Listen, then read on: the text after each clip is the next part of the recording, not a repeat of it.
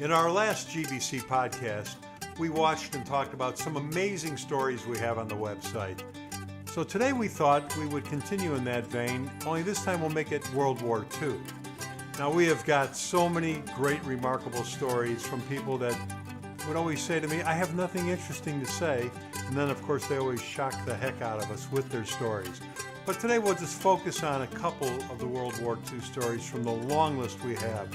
So we invite you to go to the site sometime, sit down and really get into it, and you're going to hear some remarkable things from the men and women that were in World War II. First, I'm going to ask you to go to the website a little bit later today and watch one of the featured stories. This is only 20 minutes long for the whole video, so we didn't pull a piece out of it to show today.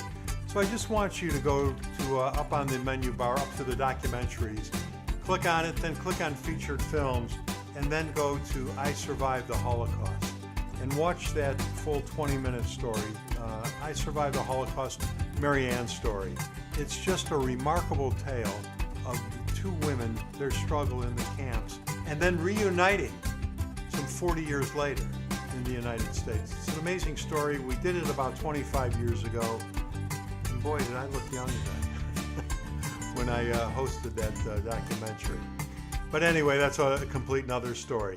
Let's start today first with a short feature from George Fines.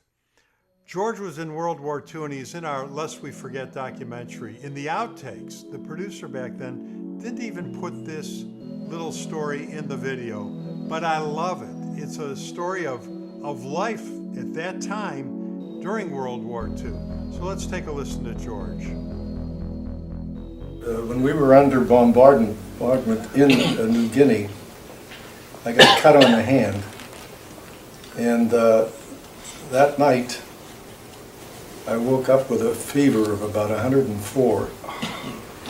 The doctor of the squadron was in the tent with me. He said, George, you'll be all right, I'll take you to the hospital in the morning. So we waited till the morning, and I was getting more and more feverish. The red streaks were beginning to go up my arm. And the doctor looks at me, his son, he says, you've got septicemia, that's blood poisoning. I says, well, do something for me. He says, we can't, we don't have anything. How about sulfa? Won't touch it. He said, what should I do? Pray. He says, pray. And as I walked away, he said, just 1 minute, I just happened to think of something. We just got a trial shipment, a new antibiotic. If you want to try it, be glad to try it on it. He says, give it to me. So he gave me a shot in the rear end. I went to bed that night, woke up the next morning, the fever was down, the red streaks had gone, and when the doctor came around to find out how I was doing, he says, how are you? I says, I'm much better. He says, what was that stuff? He says, that's a new drug we're trying out called penicillin. Moving on, we're going to talk about some more real people, not just soldiers, but real people during that time. One was Mickey Snedeker. Mickey wasn't Jewish, but she was put in the concentration camps because they found her working for the underground in Yugoslavia. She was in Belgrade when Germany overran her city. She talks about it, and then when the war ended, they were overrun again by the Russians. Mickey had quite a tale to tell. Let's listen to Mickey.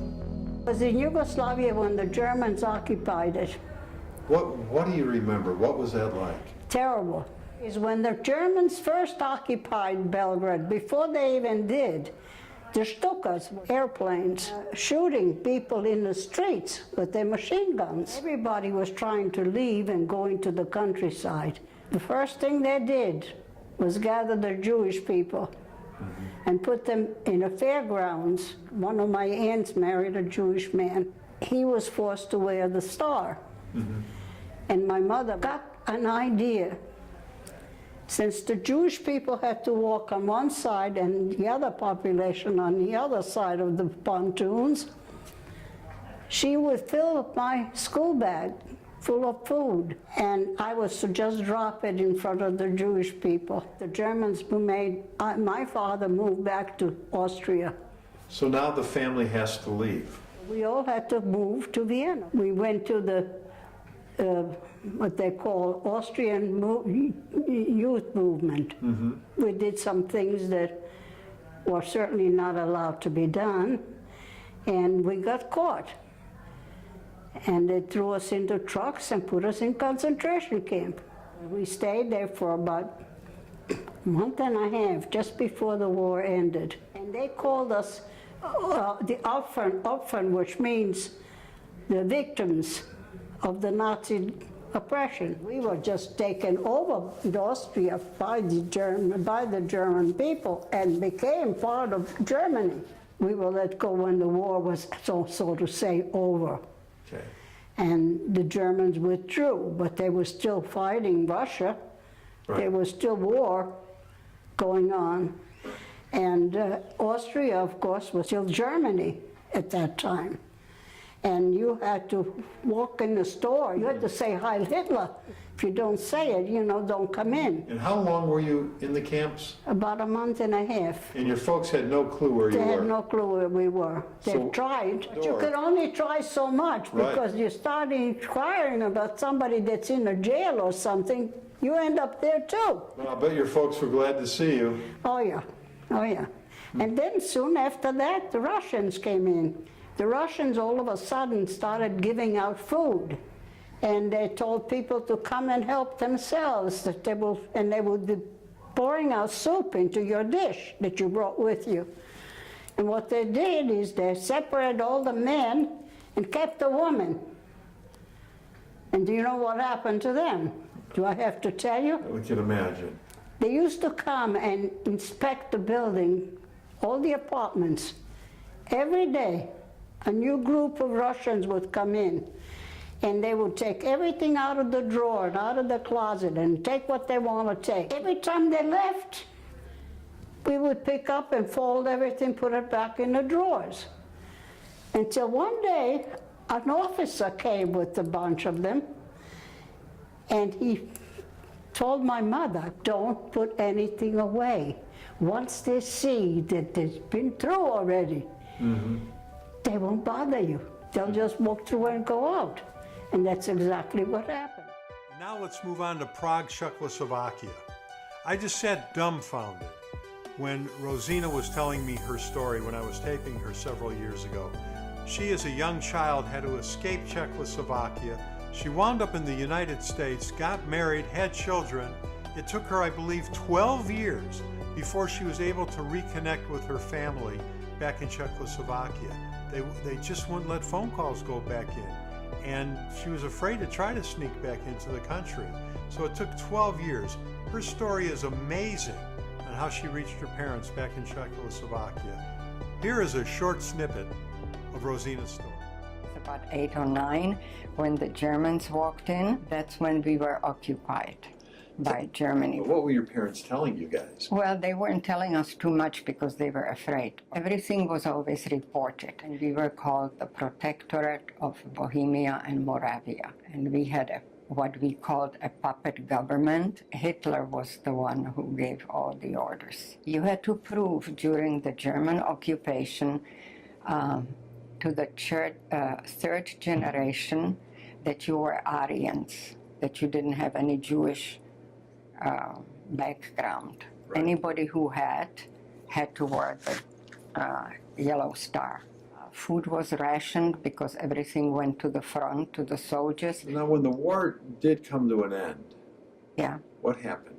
the 5th of May, I somehow remember building the barricades. People were digging out the cobblestones and putting them on the end of the streets so they could not come in. We were pushing them all out. I remember them running through Prague with the hands up saying, I'm not German, I'm not German. We went through the period that the people were coming back from the concentration camps. And that was when people were very angry when they saw how the people looked. When the communists took over, they never wanted the people to leave. In February 1948, the students, which I was among them, were making demonstration against the government. At that time, they picked us up, marked us as unreliable. They put me to work in an office. I was lucky. When they really took over in 1948, when the government was communist, then I talked to some students, and we decided in a group that we would escape. We got about 3 of us together. One was an older man, and one was a student, and me. And they told me that they're leaving and when, which day, and that I can't say anything to my parents, and I can't take anything with me, only what I had on. One night, I packed up. I threw my things, little things, out of the window, so they were waiting downstairs, and put a couple of changes of clothes at me and a fur coat because it was winter. And we had to go through the mountains. And we took a train as close as we could. And then from there, we walked over through the mountains until we reached Germany. I also remember leaving a letter for my parents and telling them, one, where I went and what I did, and one, that they could turn to the authorities. So how long was it before you communicated with your parents? 11 years. They didn't allow any mail to Czechoslovakia, and none could go out. Everything was censored. No telephones? They would not let you telephone. You can't imagine that. It was all cut off. What was that phone call 11 years after you left the house like? Very emotional. Moving on, we're going to go to my dad. He was a bombardier in World War II over Japan. He sat in that glass nose of the B-29s that we've all seen those pictures of. You know, the B-29, the Flying Fortress, this huge aircraft for that time. He was telling the story of the B-29s and how many we actually lost in the war, and not all of them because they were shot down. Here's my dad's story. How did you guys film those airplanes? The planes that we flew overseas, we lost for all reasons. Combat, malfunctions, bad takeoffs, landings. We lost 520 planes.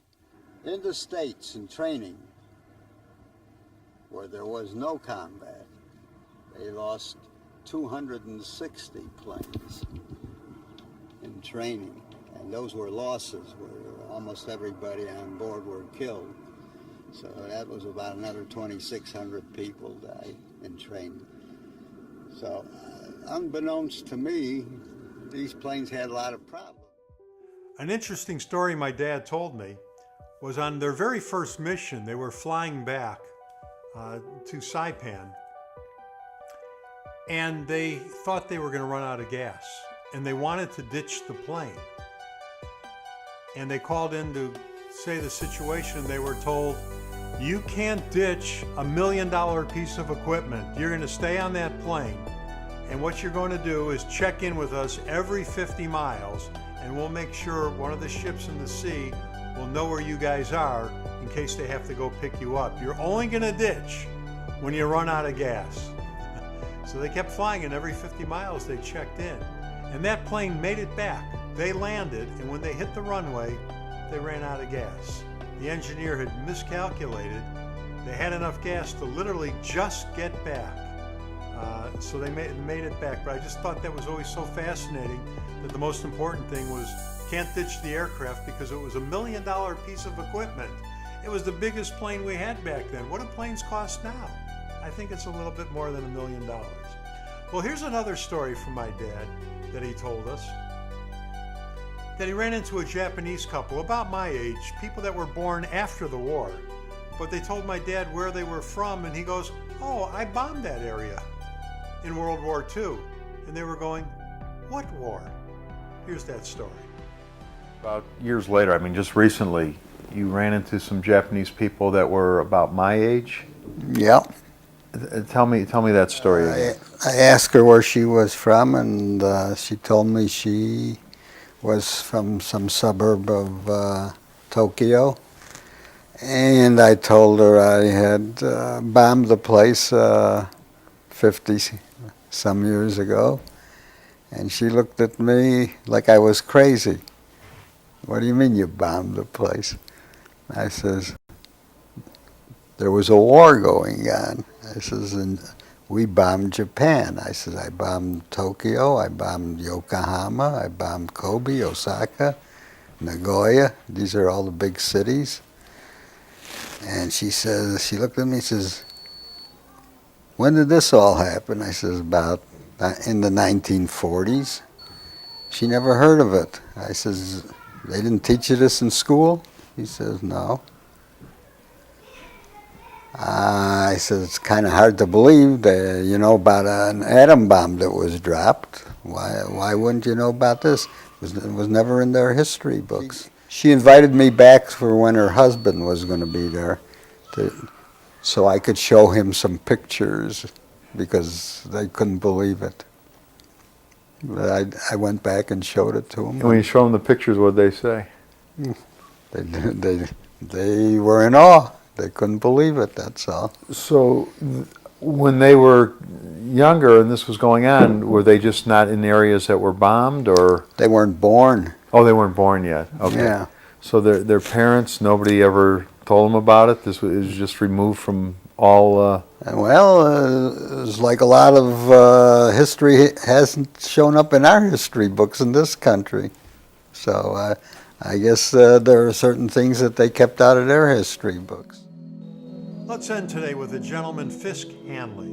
Fisk also flew on the B-29s. His plane was shot down just outside of Japan during the war. He was captured, he survived, and he was captured and put in a prisoner of war camp. And what made this really remarkable was one day, several weeks later, he's hearing his name called. And he looked up, and one of the prisoners that they were just bringing into the camp was a kid he grew up with from down his street. Here's Fisk. My wing, the 313th, was designated to mine the Shimonoseki Straits, which is the main Japanese waterway. No flak and no fighters. Predicted. Wrong. The Japanese had broken our code. Of course, they're shooting at us. I could see 3 and 4 on fire. The gunners on the intercom said 1 and 2 are on fire. Heavy flames and smoke came into the forward cabin, and I bailed out. I was over a big rice paddy, about a couple of hundred civilian men, women, and children. They came in and proceeded to kill me.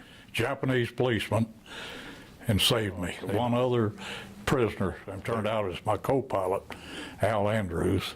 He and I were the only survivors. And with that, in that mining mission, only 2 airplanes got shot down. The other crew, all 11 of them, were captured. We were special prisoners, not POWs. We were to be tried and executed for war crimes, killing innocent women and children. So we had no hope. And the prison got full. We had about 63 prisoners, American prisoners in there. Toward the end of April, the guards came in the middle of the night and took 62 prisoners, Americans, out of this prison somewhere. They left 2 of us behind. A fellow named Hanks from Sweetwater, Texas, Hanley, H-A-N-H-A-N. We were the only 2 left in that prison. These people had been put in Tokyo military prison. Bombing raids set it on fire. The Japanese murdered all 62 of them. So the good Lord looked after me, saved me and Hanks. But more air raids, more people coming in. The prison filled up. In my little cell, which had 8 prisoners in there. One of them sitting right across from me. And he kept looking at me in the dark. It was dark, I had a little bitty light up there. He said, I think I know you. I said, oh, did you go to North Texas Agricultural College? I said, yeah. Is your name Fisk Hanley? I said, yeah. How did you know? Hell, I'm Bill Grounds, your buddy from there. I didn't recognize him. The Japanese, so he came back after August the 6th and said, you people did a real bad thing. You dropped 1 bomb and you wiped out one of our cities. What's that? We don't know what an atomic bomb was. After the 9th, that was Hiroshima. Nagasaki got hit, said another city did it again, second bomb. They saved our lives because the order out of Imperial Japanese headquarters when the invasion took place, execute all Allied prisoners, over 300,000. On the 15th of August, took us out to an island, which is Camp Amori, a prison camp. They had about 6 machine guns set up over there. We're out in the water, bathed, the first bath I'd had in 6 months. Machine guns, when you get through and come up on land, they're going to machine gun all of you. They didn't do it. He broke the order because he knew he'd get in trouble with the Americans when they came in. There were about 600 Allied prisoners there from all over. And on the 28th of August, a Marine fighter flew over and dropped a wrench. Note on there said, "Tomorrow you will be liberated." Mid-afternoon, 6 landing craft came in with the American flag flying. Most beautiful sight I'll ever seen. We have got so many great stories to get back to, and we will get back to these stories from time to time. We hope you enjoyed them today. Share and like us on all the social media. Be sure to follow us on Twitter at CEN on the end, and I'm sure Cindy is putting it up on the screen for you to see all the social media. I'm Scott Farber. Have a great day. We'll see you next time. So long, everyone.